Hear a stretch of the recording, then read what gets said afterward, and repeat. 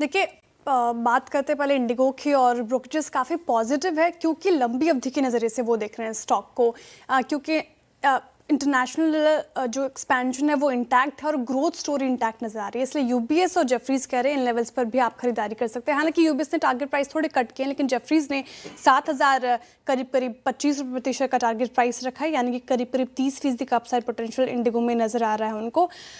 लेकिन दोनों ने ही माना कि नियर टर्म में इम्पैक्ट पड़ेगा और सबसे बड़ा इम्पैक्ट इंडिगो को ही पड़ा है फ्लाइट ड्यूटी टाइम लिमिट में के नियमों में जो फेरबदल हुए हैं। इसलिए उनका मानना है कि फाइनेंशियल ईयर 26 और 28 के दौरान अगर आप देखें तो खर्च और बढ़ेंगे। सिर्फ ये फेरबदल ही नियमों में नहीं एक बड़ा कारण है, इसकी वजह एक और है, रुपए में कमज़ोरी। तो रुपए में कमज़ोरी एक बड़ा सरदर्द भी बना हुआ है।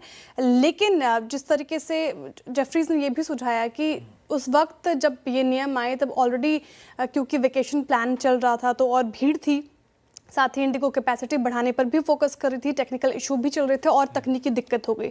लेकिन लॉन्ग टर्म में कंपनी की ग्रोथ जो स्टोरी है वो इंटैक्ट है, लेकिन थोड़े अर्निंग्स पर भी असर पड़ सकता है। बुलिश रिपोर्ट है सीएलएसए की इन्फी पे और उनके एआई लैब विजिट किया गया और मैनेजमेंट से बातचीत हुई तो ये साफ निकल कर आया कि 2025 में एआई अपनाने की रफ्तार जो है वो 2023 और 24 से अगर आप कंपेयर करें तो काफ़ी तेज़ है।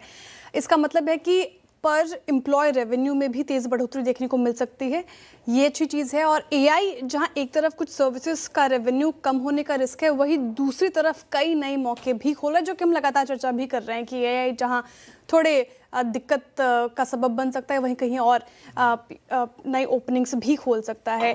AI assistants smaller and larger language modules और फुल स्टैक डिजिटल इंजीनियर्स पर ये अभी फिलहाल इन्फोसिस काम कर रही है।